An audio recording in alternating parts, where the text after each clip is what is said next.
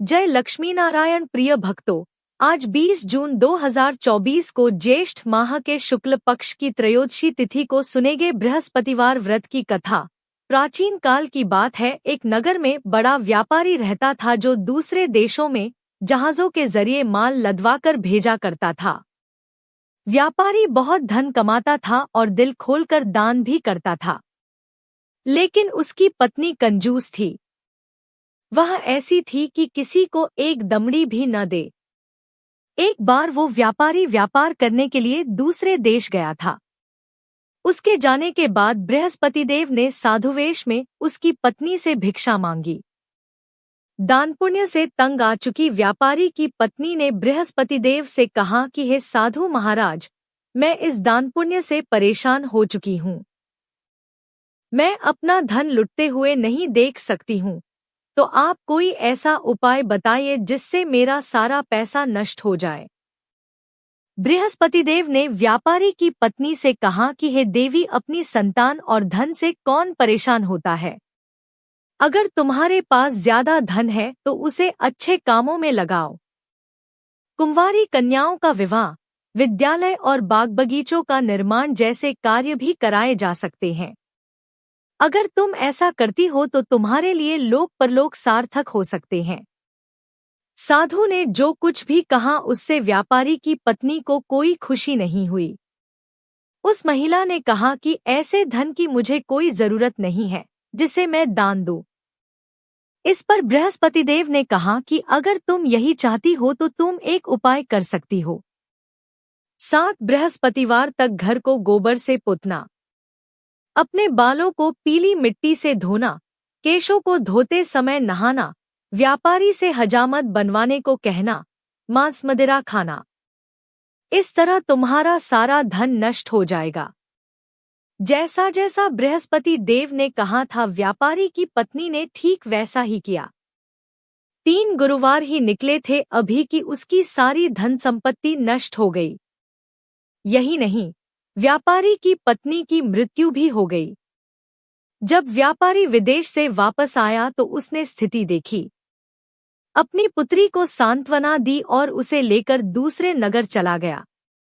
उसे नया काम शुरू किया। वह जंगल से लकड़ी काटकर लाकर उसे शहर में बेचता था। इसी तरह उसका जीवन व्यतीत होने लगा। एक दिन व्यापारी की बेटी ने दही खाने की मांग की, लेकिन व्यापारी के पास इतने भी पैसे नहीं थे कि वो दही खरीद पाए। उसने अपनी बेटी को आश्वासन दिया और काम पर चला गया।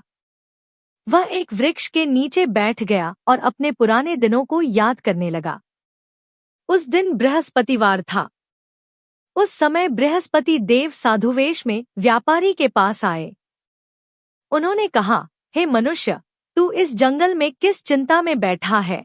तब व्यापारी ने साधु को अपनी आप बीती सुनाते हुए कहा कि हे महाराज, आप सब कुछ जानते हैं। इतना कहकर व्यापारी रो पड़ा। इस पर बृहस्पति देव ने बोला, तुम्हारी पत्नी ने बृहस्पति देव का अपमान किया था, इसी के चलते तुम्हारा यह हाल है। लेकिन तुम चिंता न करो, सब सही करने के लिए तुम गुरुवार के दिन बृहस्पति देव का व्रत और पाठ करो। साथ ही 2 पैसे के चने और गुड़ लेकर जल के लोटे में शक्कर डाल लेना। वह अमृत और प्रसाद अपने परिजनों में बांट देना। साथ ही उन्हें भी देना जो कथा सुन रहे हों। खुद भी प्रसाद और चरणामृत ग्रहण करना।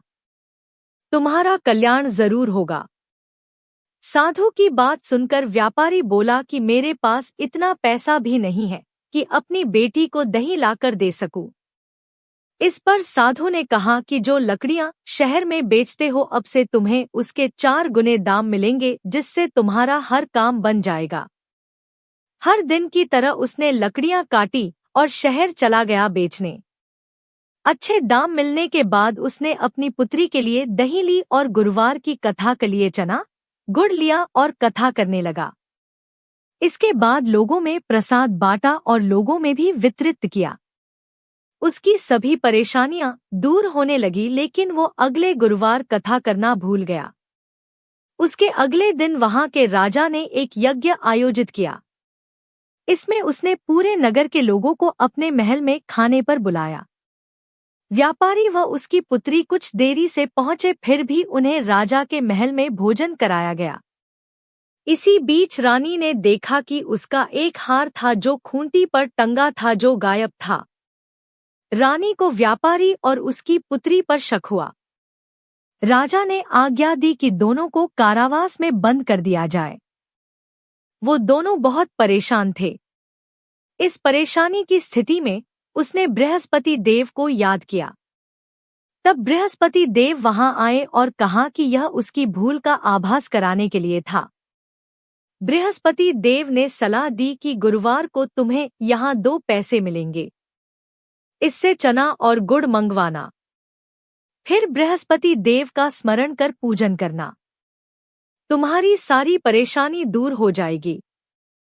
जैसा बृहस्पति देव ने कहा था, व्यापारी को कारावास के द्वार पर 2 पैसे मिले। सड़क पर मौजूद एक औरत के जरिए उसने चना और गुड़ा मंगवाया, लेकिन उस औरत के पास समय नहीं था क्योंकि वो अपनी बहू के लिए गहने लेने जा रही थी। फिर कुछ समय बाद एक और स्त्री आई। व्यापारी ने उससे कहा कि मुझे बृहस्पतिवार की कथा करनी है, 2 पैसे का गुड़चना लाकर दे दो। बृहस्पति देव की कथा के बारे में सुनकर उसने कहा कि मैं तुम्हें लाकर दे दूंगी। मेरा एक ही बेटा था जिसकी मृत्यु हो गई है, मैं उसके लिए कफन लेने जा रही थी, लेकिन पहले मैं तुम्हारा काम करूंगी। उसने व्यापारी को चना और गुड़ लाकर दे दिया, खुद भी वहां बैठकर कथा सुनी। जैसे ही कथा खत्म हुई वो कफन लेने के लिए चली गई। कफन लेकर जैसे ही वो घर पहुंची तो उसने देखा कि उसके बेटे को श्मशान ले जाने की तैयारी कर रहे थे। उसने कहा कि एक बार उसे अपने बेटे को देख लेने दो। उसने अपने बेटे की शक्ल आखिरी बार देखी और उसके मुंह में प्रसाद और चरणामृत डाल दिया। इससे वो पुनः जीवित हो उठा। जिस पहली महिला ने व्यापारी को गुड़ और चना लाने से इनकार कर दिया था, जब वह गहने लेकर वापस लौटी तो उसने देखा कि जैसे ही उसका पुत्र घोड़ी पर बैठकर निकला, वैसे ही घोड़ी ने उछाल मारी। उसका पुत्र घोड़ी से गिरकर मर गया। वह महिला बृहस्पति देव से क्षमा याचना मांगने लगी। बृहस्पति देव उस स्त्री के पास पहुंचे साधु बनकर।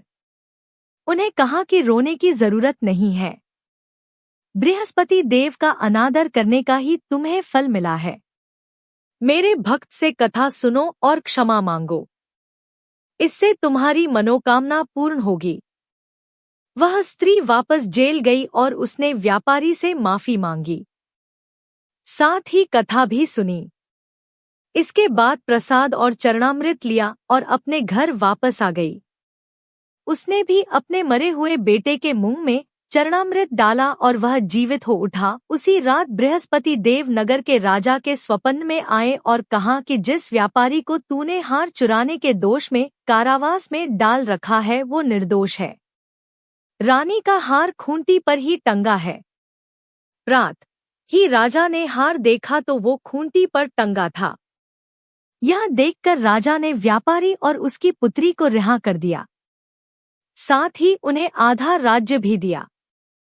यही नहीं, व्यापारी की पुत्री का विवाह उच्च कुल में करा और उसे हीरे जवाहरात भी दिए। यह कथा यहीं पर समाप्त होती है। अगर आपको यह कथा पसंद आई हो तो कमेंट बॉक्स में जय लक्ष्मी नारायण लिखकर हमारे चैनल को सब्सक्राइब करके वीडियो को लाइक और शेयर जरूर करें।